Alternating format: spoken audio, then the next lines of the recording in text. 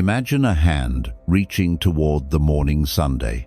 It closes around a beam of light, desperate to hold it, but the tighter it squeezes, the faster the light slips away, until the hand is left empty, clutching nothing but warmth fading into air. That is the strange paradox of life. The moment we try to keep what is beautiful, it begins to dissolve. Joy, love, peace, all seem to shimmer only when we allow them to rest gently in our palms. Yet the instant we try to own them, they vanish. We call it loss, but perhaps it's not loss at all. Perhaps it is life reminding us that nothing we see, touch, or feel can ever truly belong to us. The Buddha once said, "All conditioned things are impermanent." When one sees this with wisdom, one becomes free from suffering. But if impermanence is the law of the universe, why do we fight so hard against it? Why do we resist what is natural, inevitable, and already happening? Maybe it is because we live in a world built upon the illusion of control. A world that tells us to accumulate, to secure, to hold tighter our relationships, our possessions, our youth, even our identities. We build entire lives around the fear of losing what we never truly owned. But here lies the quiet truth whispered in every breath, every wave, every fading sunset. Holding on is not strength, it is struggle. The open hand, not the clenched fist, receives the light. Perhaps living well is not about mastering the art of keeping, but discovering the grace of release. From the beginning of human history, holding on was survival. Our ancestors clung to what kept them alive: food, fire, shelter, tribe. To let go was to risk death. The instinct to grasp was carved into our nervous system long before we learned to speak. It whispered, "Hold what you have. Hold who you love. Hold the ground beneath your feet." For millennia, that instinct served us well. It built families, communities, and civilizations. But what once protected us has now become our quiet disease. Today, we no longer cling to mammoth meat or stone tools. We cling to ideas, to possessions, to approval. We clutch at love until it suffocates, at youth until it fades, at certainty until it blinds us. The primitive reflex of survival has turned inward. What we grasp now is not life, but our fear of losing it. In Buddhist thought, this reflex is called upadana attachment, the act of grasping. It is not just a habit of the hands, it is a reflex of the mind. Whenever we cling, we create tension. We build an invisible thread between what is and what we want. The tighter we pull, the more we suffer. The modern world rewards this tension. We are told to chase security, to accumulate, to compete. Advertising preys on our fear of lack, that without this product, that person, that future, we are incomplete. Even success becomes a kind of cage, gilded and comfortable. We cling to the image of who we think we should be, and when that image cracks, we panic. But beneath the noise, something in us remembers. A still voice asks, what if the need to hold on is not strength, but fear wearing the mask of love? What if letting go is not losing control, but regaining it? The Buddha compared attachment to a torch carried against the wind. Our own grasp burns us first. And yet we hold on, believing the flame will light our way. We do not realize that freedom begins the moment we loosen our grip. Because to hold everything is to hold nothing. To cling to life is to miss its movement. If we look closely, attachment is not one single act. It is a pattern of layers, like the rings inside a tree. Each ring formed by years of fear, desire, and memory. The Buddha described 4 forms of clinging that quietly shape the human condition: to pleasure, to views, to rituals, and to the illusion of self. These are not merely philosophical concepts, they are the invisible architecture of our suffering. The first layer is clinging to sense pleasure. This is the most visible and seductive form of attachment, the hunger for taste, touch, sight, and sound. It whispers that happiness can be owned, purchased, or consumed. A new possession, a new sensation, a new high. But as every experience fades, the hunger returns stronger, disguised as excitement. The modern world feeds this illusion constantly. Entire industries thrive on convincing us that contentment can be bought. We chase comfort as if it were peace, mistaking stimulation for joy. Yet true joy cannot be possessed. It arises only in the space left open when craving subsides. The second layer is clinging to views and opinions. If the first attaches to pleasure, this one attaches to being right. We define ourselves through what we believe: politics, religion, ideology, even taste. We build identities out of opinions and defend them like fortresses, but every fortress divides. In protecting our beliefs, we stop listening. In clinging to being right, we forget to be kind. The Buddha warned that attachment to views blinds the mind more than ignorance itself. Because once we believe we know, curiosity dies, and without curiosity, wisdom cannot grow. The third layer is clinging to rules and rituals. In every culture, people mistake the path for the destination. We follow routines, dogmas, and traditions, not as tools for awakening, but as shields against uncertainty. If I do this prayer, if I follow this method, I will be safe. Yet the heart of the teaching is not obedience, it is awareness. When ritual becomes mechanical, it turns from a doorway to a prison. The Buddha said his teachings are like a raft used to cross a river. Once you have crossed, you don't carry the raft on your back. You leave it by the shore. The final and deepest layer is clinging to the self. The idea that there is a solid I inside us, unchanging, in control. We say, "This is who I am," as if identity were carved in stone. But who were you 10 years ago? Who will you be tomorrow? The self shifts with memory, with mood, with circumstance, and yet we fear its dissolution more than death itself. Every hurt, every insult feels personal because we believe there is someone to defend. But this self is like a reflection on water. It moves with every ripple, yet we call it permanent. When these four layers intertwine, they create a world of illusion. Desire becomes need, belief becomes identity, ritual becomes superstition, and the self becomes a mask we forget we're wearing. Each layer builds another wall between us and reality, until one day we find ourselves surrounded by the very structures we built to feel safe. We spend our lives decorating our prisons, not realizing that the door has never been locked. Who then is the one that clings? Who feels pain? Who desires? Who fears?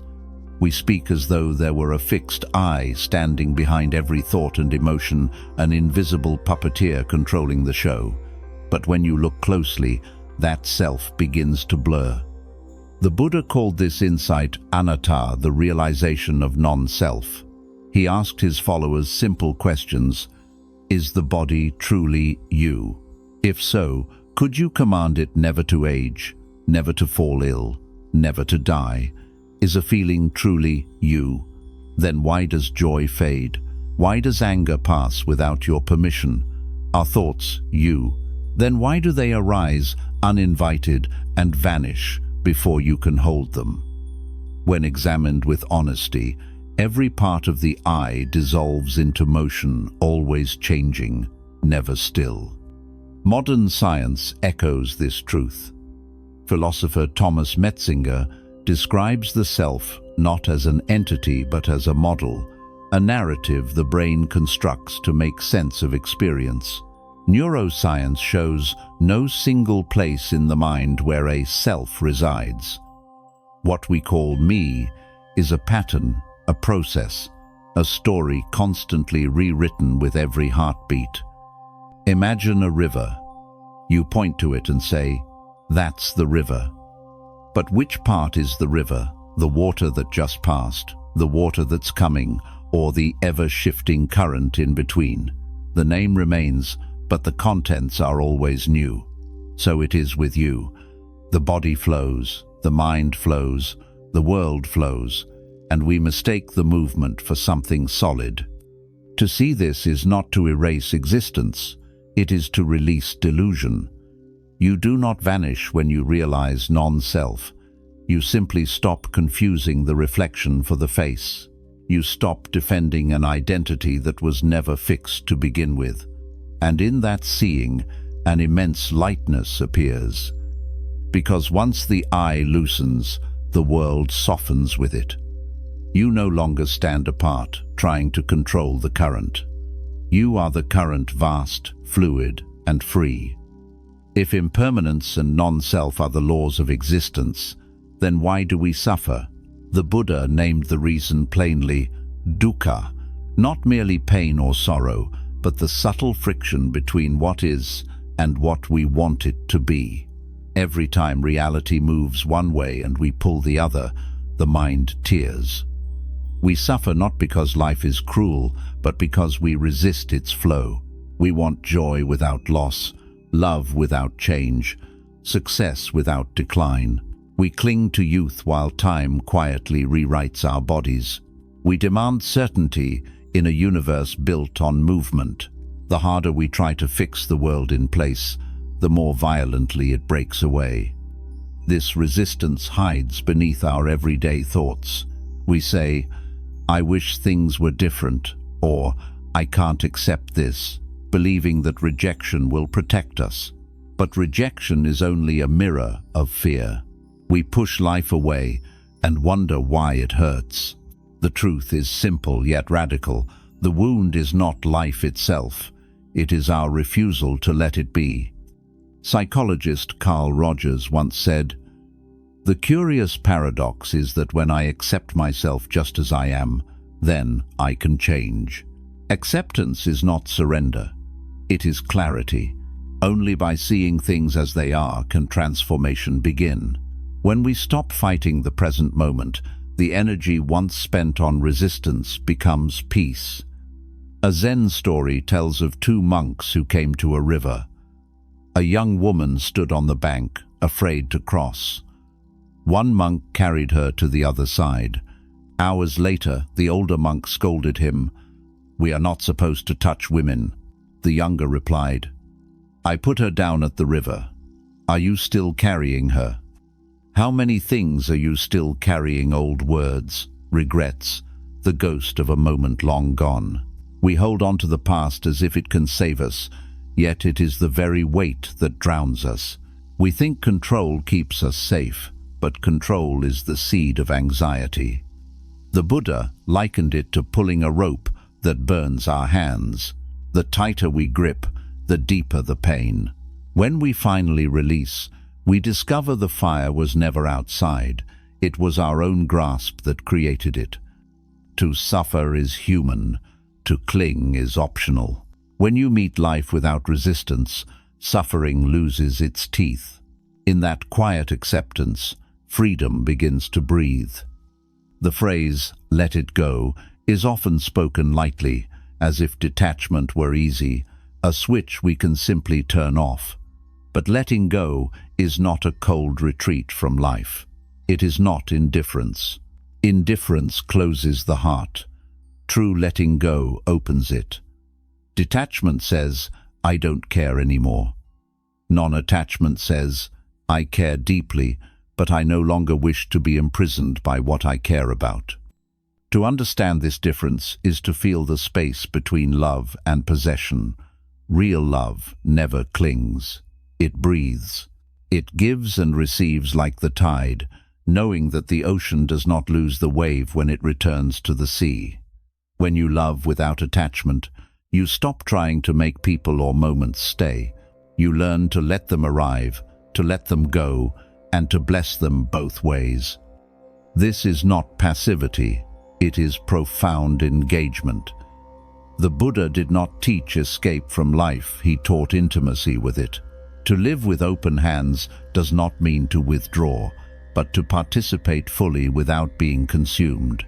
Like wind moving through a field of flowers, it touches everything, carries every fragrance, yet is caught by nothing.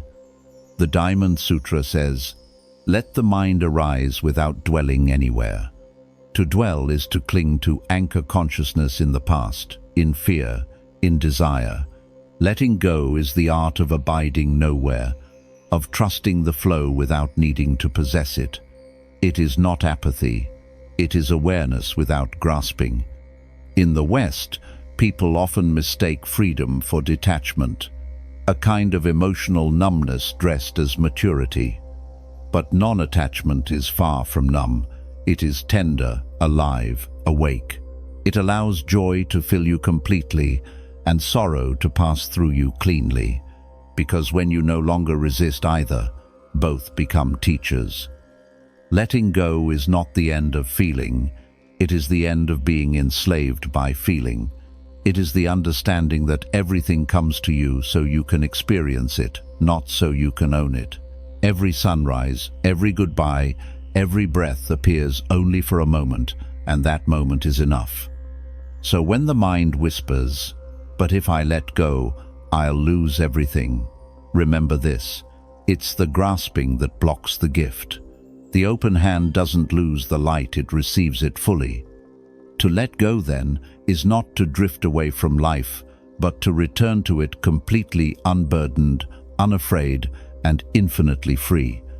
We are taught to be strong, to stand firm, to never bend, to fight against what hurts. But what if strength is not the ability to resist, but the wisdom to yield? Look at nature.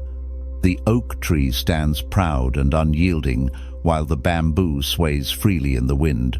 When the storm arrives, the oak may snap, but the bamboo bends, moves with the current, and still stands when the sky clears. There is a quiet lesson here. True strength does not come from hardness. It comes from flexibility. Rigidity is born from fear, the fear of losing control, of appearing weak, of being broken.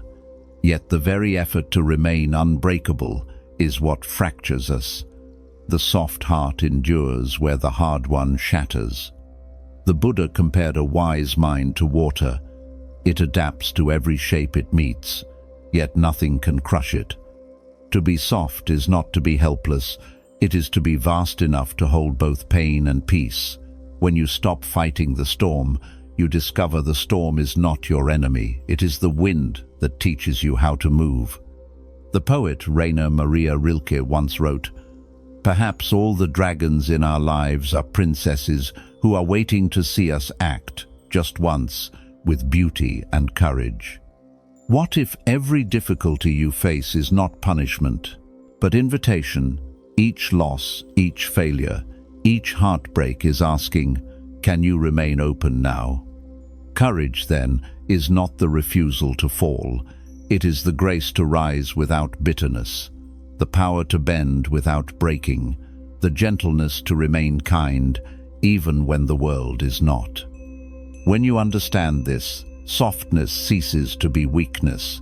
It becomes your greatest armor, because the one who can bend with life can never truly be broken. Letting go rarely happens all at once. It unfolds in layers, like peeling an onion, each layer bringing tears, each revealing something truer underneath. The Buddha never spoke of enlightenment as a single flash of light, but as a gradual uncovering, a slow returning to simplicity. Each layer we release is not a loss, but a coming home. The first layer is letting go of material craving. This is where most of us live, believing that if we just have a little more, we'll finally be enough. More money, more comfort, more attention. Yet every satisfaction fades, and leaves the same quiet hunger behind. The Dhammapada says, health is the greatest gain, contentment the greatest wealth. To be content does not mean to reject beauty or comfort, it means to enjoy without needing to own. To walk through life as a guest, grateful but unburdened. When you learn to be satisfied with enough, the endless chase softens into peace. The second layer is letting go of emotional attachment. This one is harder because emotions feel personal. When anger arises, we say, I am angry. When sadness comes, I am sad. But in meditation, we begin to see the subtle shift. Anger is arising, sadness is present, joy is passing through. None of them are me. They are clouds across the mind's sky. When you learn to observe without merging, the clouds move freely and the sky remains untouched. The third layer is letting go of rigid belief. Every belief is a map, not the territory. Yet we often mistake the map for truth itself. We hold ideas so tightly that we stop seeing beyond them.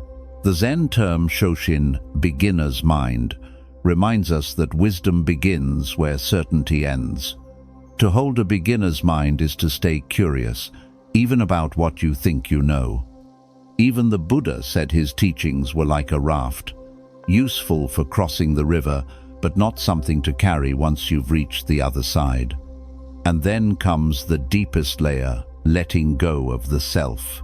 This is not the destruction of you, but the recognition that the you defend is already changing moment by moment. The Heart Sutra says, form is emptiness, and emptiness is form. Everything exists, yet nothing stands apart. When you look closely for the one who clings, you find only sensation, thought, awareness flowing, transforming, ungraspable. It is in this realization that true release happens, not because you forced yourself to let go, but because you finally see there is nothing solid to hold. And in that seeing, a vast stillness opens, a freedom not earned but remembered, like the sky, which has always been there, waiting behind the clouds you thought were you. Understanding impermanence and non-self is not enough. Knowledge alone cannot set us free. It must be lived, breathed, practiced. The Buddha was not a theorist. He was a physician of the mind. He offered a medicine, not a philosophy. And the medicine is the path itself. Sila, samadhi, and panya, ethics, concentration, and wisdom. 3 strands woven together, each strengthening the other. Sila means living in harmony with the world. It is not about moral superiority, but about peace. When your actions do not harm, your heart rests. When you speak truthfully, act kindly, live with integrity, there is no weight of guilt to carry. Honesty becomes a form of lightness. You discover that virtue is not restriction, it is freedom from inner conflict. Like a still lake, the ethical mind reflects reality clearly. From that calm arises samadhi, the training of attention. In meditation, we learn to focus not by force, but by familiarity. The wandering mind, once tamed, becomes like a lamp in the windless air, steady, clear, unwavering. Concentration is not escape, it is intimacy. You learn to sit with your breath, with discomfort, with silence, until you realize that awareness itself is vast enough to hold everything. And from stillness blooms panya, true wisdom, the insight that everything arises and passes away. You see thought, emotion, and sensation as they truly are, transient, empty of ownership, dancing through awareness. Wisdom is not an idea, but a direct seeing. It is the moment you notice craving arise and choose not to follow it. The moment you witness pain and realize it does not define you. The Buddha compared these 3 to the legs of a tripod. Remove one, and the whole collapses. Ethics steadies the heart. Concentration steadies the mind. Wisdom steadies the view. Together, they form a way of living where every act becomes meditation. Thich Nhat Hanh once said, "Washing the dishes is not for the sake of clean dishes, but for the sake of washing the dishes." That is the art of presence, not rushing through life, but being with life. When you bring awareness into every step, every word, every breath, letting go ceases to be something you do, it becomes who you are. In that steady practice, freedom is no longer a distant goal. It's here, in the simple rhythm of daily life, waiting for you to notice. When most people speak of freedom, they mean the freedom to choose, to act, to achieve, to possess, the freedom to move, to decide, to chase one's desires. But the Buddha pointed towards something far deeper. Freedom, from craving, from fear, from the restless compulsion to control what cannot be controlled. One expands the world outside you, the other liberates the world within. The modern mind confuses choice with liberation. We accumulate more options, more paths, more noise, believing that if we can choose anything, we are free. Yet, have you noticed how the abundance of choice often brings more anxiety than peace? We are not liberated by having everything we want, but by no longer being bound by what we want. Erich Fromm once wrote that many people actually fear freedom because true freedom demands responsibility. It means facing life without excuses, without illusions, without the comfort of blaming the world for our unhappiness. It asks us to stand naked before reality and say, "This is enough." Freedom is not about perfect conditions, it's about an unconditioned mind. When craving ceases, when aversion softens, when the need to control fades, you begin to sense a vast quiet underneath everything. It's not dramatic, it's not triumphant, it's stillness. The Zen masters described enlightenment not as a thunderbolt, but as the simplest shift in seeing, before enlightenment, mountains are mountains and rivers are rivers. During enlightenment, mountains are no longer mountains and rivers are no longer rivers.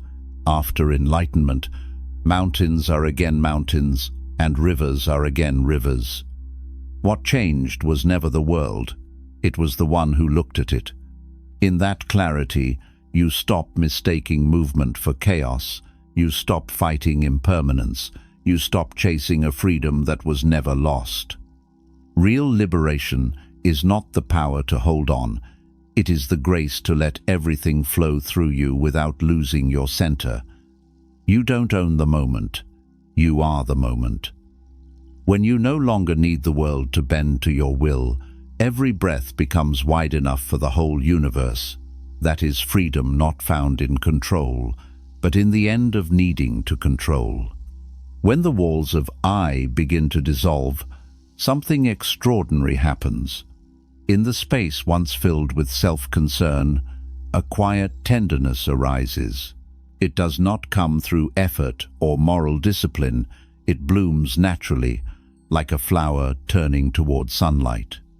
The Buddha called this karuna, compassion, born from understanding, not sentiment. Compassion is not a virtue we add to ourselves. It is what remains when the illusion of separation fades. When you no longer see my suffering and your suffering as different streams, you realize they flow from the same source. To harm another is to wound yourself. To love another is to return home. This understanding transforms how we move through the world. Instead of reacting from fear or pride, we begin to respond from presence. The need to win softens, the urge to judge fades, and what replaces them is simple awareness, an openness that listens more than it speaks. When the heart no longer clings, it becomes vast enough to hold all beings, The Buddha once said that compassion is not pity. Pity looks down. Compassion kneels beside. It sees suffering clearly and still chooses to stay. It does not fixate on outcomes because it trusts that the smallest act done in love reverberates far beyond what the eye can see. Compassion does not arise because we should care. It arises because we are connected. And when you act from this space, love no longer drains you. It nourishes you because it flows through, not from you. Like the wind moving through an open door, it touches everything but belongs to no one. In the silence after letting go, the heart remembers its original shape, vast, weightless, unafraid. The same awareness that once grasped now gives. The same self that once guarded now serves. When the hand is empty, it can finally hold the whole world. Letting go, you do not lose love, you become love. Return now to where we began, to the hand and the sunlight. Imagine it once more, reaching into the golden air. For so long it tried to capture the light, to hold it, to keep it as proof that joy was real. But the more tightly it closed, the faster the light slipped away. Until, at last, the hand grew tired. It opened, not in defeat, but in surrender. And something miraculous happened. The light didn't vanish. It entered. This is the quiet revelation at the heart of every spiritual path. The moment we stop clinging, life rushes in. The beauty we feared to lose was never gone. It was waiting for space to shine through. The river was always flowing beneath our struggle to control its current. The sun was always rising beyond the clouds we tried to sculpt into permanence. Letting go is not a loss, it is a return to the natural rhythm of things, to breathe without holding the air, to love without owning the beloved, to live without trying to outwit death. When we open our hands, we find that the world fits perfectly inside them. In this stillness, you may realize that freedom was never a distant shore to swim toward. It was the water all along. Every moment that passes through you is already complete. Every ending is simply another beginning, wearing a different face. So, take a breath. Feel it enter, feel it leave. That is the entire dance of existence, the inhale and the exhale, the rising and the falling, the meeting and the parting. And in between them lies peace. Right now, as you listen, try it for yourself. Release one thing you've been holding too tightly, a memory, a fear, a name you call yourself. Let it fall. Watch the space it leaves behind. Notice how light fills that space immediately. Because when you no longer cling to anything, you are no longer apart from anything. And in that vast, open emptiness, in that soft, wordless release, you discover what you were searching for all along. Not possession, not control, but peace. The light was never leaving you. It was only waiting for your hand to open.